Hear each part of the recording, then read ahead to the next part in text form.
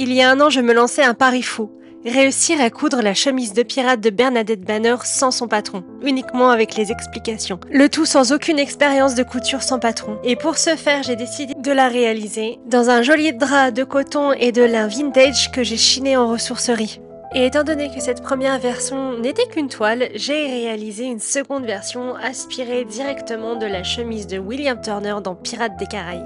Et pour cela, j'ai choisi cette belle crétonne de coton rouge, et même si la couleur n'est pas identique à celle du film, je trouve que quand même elle s'en approche assez pour qu'on puisse déterminer l'inspiration derrière cette réalisation. Et maintenant, je vous invite à plonger avec moi dans la troisième réalisation de cette chemise. Et cette fois-ci, je me suis inspirée d'un grand poète, dramaturge, essayiste et journaliste, j'ai nommé Edgar Allan Poe.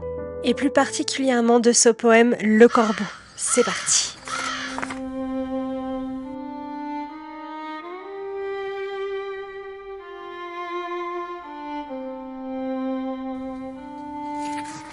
Bonjour à tous et bienvenue dans cette nouvelle vidéo. J'espère que vous avez apprécié cette petite introduction récapitulative et maintenant nous allons plonger ensemble dans la réalisation de cette nouvelle chemise. Et pour cette troisième version, je n'ai pu m'empêcher de craquer pour ce magnifique pongé de soie de couleur charbon. Ses reflets argentés qui changent de couleur en fonction de la luminosité, sa douceur et son aspect vaporeux m'ont totalement conquise pour cette réalisation. Et en plus, et pour rester dans le thème, elle me rappelle énormément la couleur des ailes d'un corbeau. Et cette fois-ci, j'ai décidé de voir les choses en grand. Déjà, contrairement aux deux autres versions, plutôt que de prendre 80 cm de largeur, j'ai décidé d'utiliser l'entièreté de ma laise, c'est-à-dire 150 cm, et d'y ajouter de la dentelle. Mais pas n'importe quelle dentelle, de la dentelle noire de Calais. Et donc sans surprise, ce fut la première étape de cette couture, l'insertion des bandes de dentelle. Et ce fut un travail long et fastidieux, noir sur noir, avec une machine légèrement récalcitrante qui accrochait les fils du tissu. J'ai dû utiliser une vieille technique de vieux corbeau de couture qui consiste à venir placer une feuille de papier de soie entre les griffes d'entraînement et le tissu pour être sûr que celui-ci ne soit pas abîmé. Et je peux vous dire que ce fut tout un poème, tout un tas de petits bouts de papier de soie ont volé à travers la pièce constamment, il y en avait absolument partout. Une fois mon galon de dentelle inséré et mon papier de soie retiré, ce qui m'a pris une éternité à faire, j'ai repassé ma marge de couture vers l'intérieur pour pouvoir venir ensuite faire une seconde piqûre pour maintenir ma marge de couture à l'intérieur de mon vêtement avant de la dégarnir, un peu sur le même principe que les ourlets roulotés.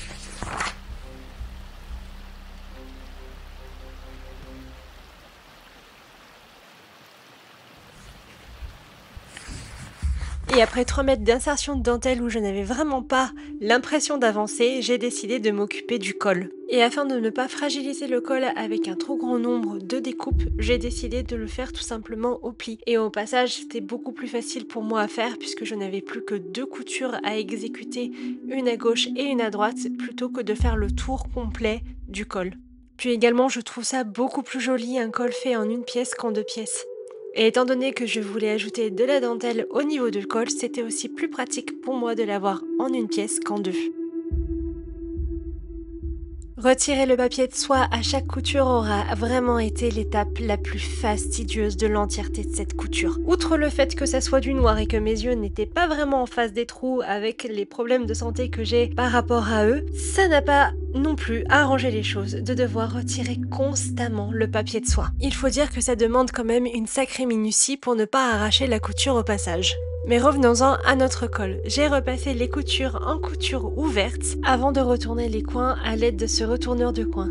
Et franchement, pour la première fois, j'ai retourné un col avec des coins absolument parfaits du premier coup. J'étais tellement contente. Habituellement, je dois batailler avec le tissu pour être sûre que les coins se mettent correctement à l'équerre, exactement comme je le veux. Là, ça s'est fait tout seul. Alors, est-ce que c'est parce que c'est du pongé de soie ou est-ce que c'est parce que je commence à prendre la main? Là est la question. Mais dites-moi pour vous, quelle est l'option la plus plausible? C'est le pongé de soie ou c'est moi qui prends la main? Un dernier coup de repassage pour que tout prenne sa place et reste bien en place.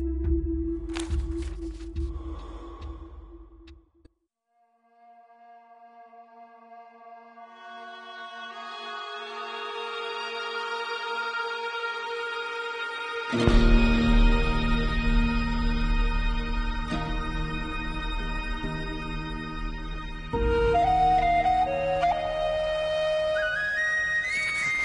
hop, de retour à la couture du corps de la chemise. Pour cette version, j'ai décidé de ne pas utiliser deux panneaux, un pour l'arrière, un pour le devant. L'entièreté de la blouse est faite d'un seul panneau, d'un seul tenant.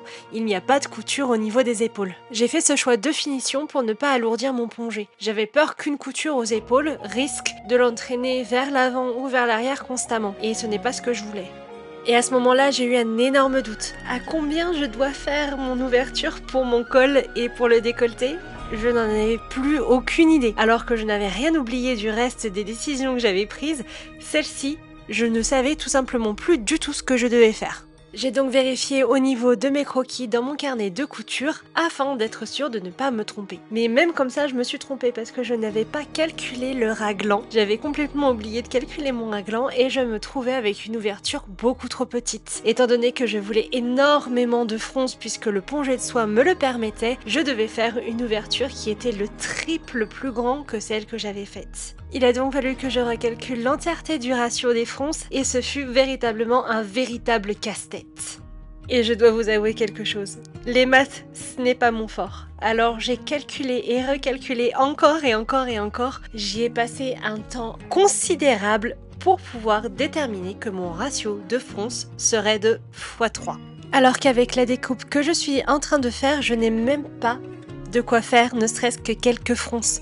Je passe tout juste la tête et le reste de l'entièreté de la largeur de mon tissu devient des manches. Et ce n'était clairement pas ce que je voulais. Non, moi je voulais une blouse extravagante, théâtrale, digne de l'œuvre d'Edgar Allan Poe. Certainement pas quelque chose qui soit si banal et qu'il n'y ait même pas de fronce. Cependant, mon extravagance a des limites et j'ai décidé de faire un décolleté qui soit très discret. Je ne voulais pas quelque chose qui soit aussi profond que pour la chemise rouge, je voulais vraiment quelque chose d'assez discret qui ne se verrait presque pas. Après tout, les yeux, qu'ils soient ceux d'un corbeau ou d'un être humain, ne doivent pas se porter sur le décolleté mais sur l'extravagance des fronces et de la soie. Et pour la finition du décolleté, comme pour les deux autres versions, j'ai choisi de le faire à la main, ce qui permettait d'avoir le contrôle total au niveau du pongé qui bouge quand même énormément, mais également d'avoir quand même cette partie un petit peu historique au niveau de la blouse qui au final ne l'est plus du tout. En plus, munie de la bonne aiguille, la couture ne se voit absolument pas. Pour ma part, j'ai choisi de coudre ce décolleté avec une aiguille de broderie de soie, directement. Ainsi, au lieu de venir écarter les fibres de soie, elle vient s'insérer entre les fibres pour pouvoir passer le fil. Ainsi, la couture est complètement invisible et on ne risque pas d'abîmer les fils du tissage. Et de retour à la machine, j'ai tiré pas moins de 116 cm de fil de fronce. Quand je vous dis qu'il y a énormément de fronce dans cette chemise. Et pour être sûr que mes fronces soient bien équilibrées, j'ai plié mon col en 4 avant de l'épingler sur le corps de la chemise. Et j'ai commencé le long et fastidieux travail de la création des fronces. Elles étaient si fines, si petites qu'il était parfois difficile de les retrouver. Ça m'a pris énormément de temps, mais j'ai adoré cette étape. Et ensuite vint la couture d'assemblage du col avec les fronces. Et son million d'épingles. J'avais mis tellement d'épingles que parfois j'ai dû avancer point par point. Et même si c'était quelque chose de prévu, je n'ai pas mesuré l'ampleur que c'était. Réduire 160 cm de tissu à 40 cm, c'est juste énorme. J'ai donc pris mon temps pour pouvoir coudre mon assemblage de col avec mes fronces, cousant à certains endroits en point par point, parce que j'avais mis tellement d'épingles que je n'avais pas le choix, et je ne coupe pas sur mes épingles. J'ai horreur de ça. Donc du coup, je les enlève à chaque fois avant, donc ce qui me demandait de m'arrêter constamment. Mais le résultat en vaut la chandelle. Les fronces sont parfaitement équilibrées, il n'y en a pas une qui est tordue, qui est de travers. Franchement, ça valait vraiment la peine de prendre son temps.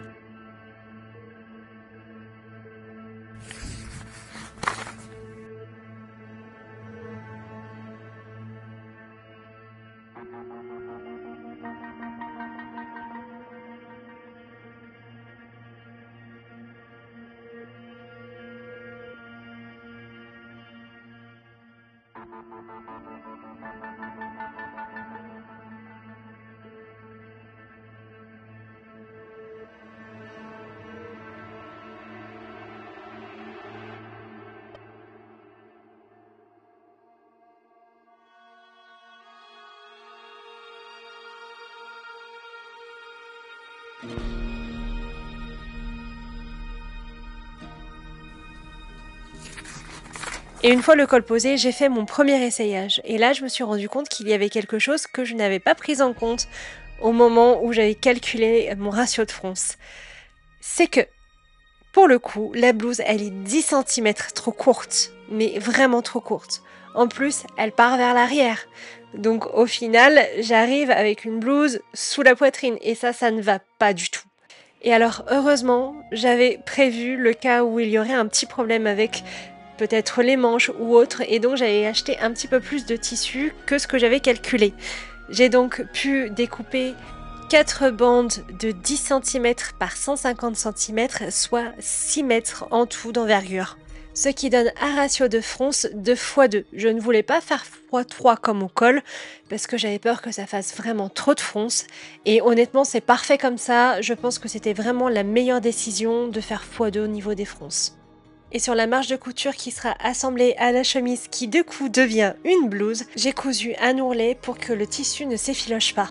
Et cela a été un long, mais vraiment très long ourlet. 6 mètres à faire, c'est énorme, surtout avec la machine à coudre à manivelle. Ça fait mal, franchement ça fait très mal à l'épaule. Sans compter que ce jour-là j'avais mal aux yeux, donc ça n'arrangeait strictement rien au fait de coudre du noir, en plus des douleurs à l'épaule. J'ai vécu cette journée-là un enfer, ça m'a pris l'après-midi pour faire cet ourlet. Et ce n'est donc que le lendemain que j'ai ajouté mon galon de dentelle à la rallonge de la blouse. Et pour cette insertion, j'ai utilisé exactement la même technique que je vous ai montré en début de vlog. Et autant vous dire que je ne le referai plus jamais à la machine à manivelle. Ça m'a pris l'après-midi, j'en avais marre. J'en pouvais plus, entre l'ourlet le jour d'avant et là la dentelle, j'en avais franchement ras-le-bol. La prochaine fois, je la fais sur la machine à plateau. Et de nouveau, le jour d'après, je me suis occupée des manches en commençant par assembler le gousset au corps de la manche. Et comme la lisière était parfaitement droite, je l'ai gardée. J'ai juste calculé que les petits fils qui s'en échappaient ne soient pas calculés au niveau de ma marge de couture. D'ailleurs, pour ce projet, ma marge de couture était de 1,5 cm. Je préférais avoir 5 cm de marge supplémentaire pour pouvoir rabattre mes coutures à la main sans avoir la matière qui fuit constamment. Ainsi, j'avais plus de contrôle au niveau de la soie pour être sûr que, au niveau des marges de couture, ça ne bouge pas trop pour pouvoir exécuter mes coutures à l'anglaise sans appréhension. Mais avant, il y avait cette technique qui s'appelle le smoking que j'avais très envie d'essayer. Alors je me suis dit, pourquoi pas en fait l'utiliser sur cette blouse, ça ira parfaitement. J'ai donc tracé une ligne à 5 cm de ma marge de couture à l'exclusion de ma dentelle. Je n'ai pas calculé la dentelle dans les 5 cm.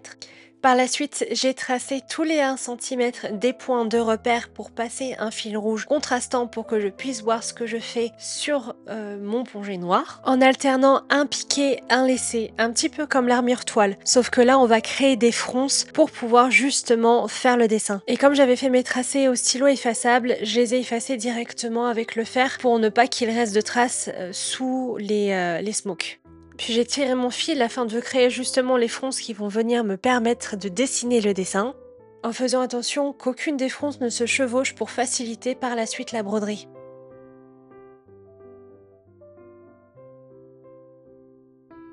Et après avoir hésité un moment sur quelle couleur j'allais utiliser, est-ce que je faisais du ton sur ton en utilisant un fil noir, ou est-ce que je faisais avec un fil rouge, ou est-ce que j'utilisais mon fil cuivré? Finalement, je me suis décidée pour le cuivré qui, je trouvais, faisait vraiment bien ressortir cet aspect charbon du pongé, et c'était exactement ce que je voulais. Et concernant l'utilisation de ces fils, je ne les ai pas achetés, on me les a offerts il y a 1 an à peu près, et je commence tout juste à les utiliser. Mais j'ai franchement adoré cette technique des smokes, donc je pense que vous allez les revoir très souvent à l'avenir sur ma chaîne. Et voilà, des smokes qui permettent de resserrer le poignet sans avoir à mettre d'élastique. Et maintenant, il est temps d'assembler les manches à la machine. Une fois mon assemblage terminé, j'ai dégarni ma marge de couture sur environ 1 cm avant de replier mon autre marge de couture par-dessus pour enfermer la marge de couture que je viens de dégarnir et empêcher au tissu de s'effilocher. Et enfin, j'ai fixé le tout avec un point à la main et toujours avec mon aiguille spéciale soie pour être sûr que ça ne se voit pas sur l'endroit du tissu.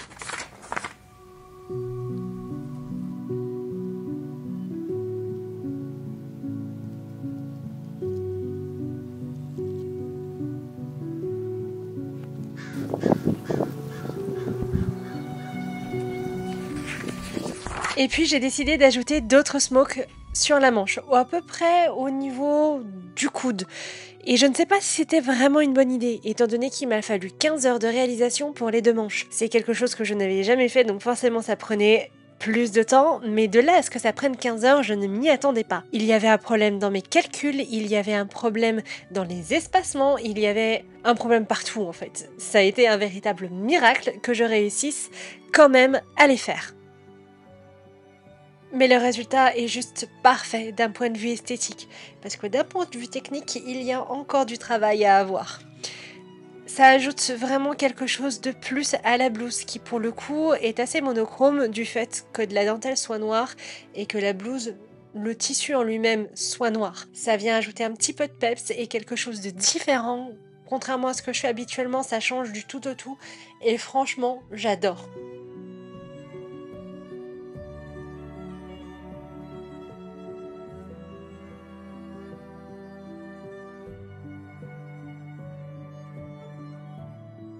Et pour compléter la couleur des smokes, j'ai également ajouté un brin de soie cuivrée au niveau de la dentelle. Pas sur toute la dentelle, juste celle au niveau du col et celle au niveau des manches sur les poignets. Je pense que c'est assez, vous me direz si jamais vous pensez qu'il en manque un petit peu dans les commentaires.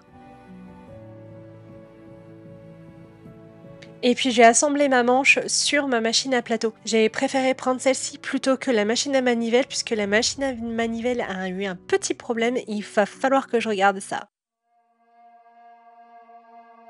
Puis j'ai passé mes fils de fronce au niveau de la rallonge pour la blouse.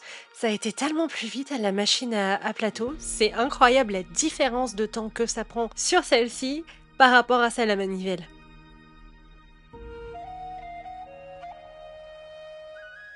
Puis j'ai attaché mes fronces à ma blouse. Alors je ne sais pas pourquoi je n'ai pas filmé lorsque j'ai cousu puisque j'ai attaché l'entièreté des fronces directement à la main. Je trouvais que c'était beaucoup mieux, surtout que je gardais la dentelle que j'avais posée juste avant au même niveau. Donc voilà, je l'ai fait à la main. Et voilà, cette vidéo est désormais terminée. J'espère qu'elle vous aura plu. Et à votre avis, est-ce que j'ai réussi mon challenge? Créer une blouse qui rappelle les œuvres d'Edgar Allan Poe. Et plus particulièrement son poème Le Corbeau, qui est, je pense, mon favori, ou du moins un de mes favoris, pas exactement mon favori. Et vous, est-ce que vous connaissiez Edgar Allan Poe? Avez-vous déjà lu une de ses œuvres? Qu'en pensez-vous? N'hésitez pas à me dire en commentaire. Et si cette vidéo vous a plu, n'hésitez pas comme toujours à laisser un commentaire, à la liker et à la partager, ça m'aidera grandement, surtout qu'en ce moment YouTube n'est pas vraiment mon meilleur ami et donc j'ai besoin de vous pour m'aider. Je vous laisse avec le rendu et je vous dis à bientôt pour de nouvelles aventures extraordinaires sur ma chaîne.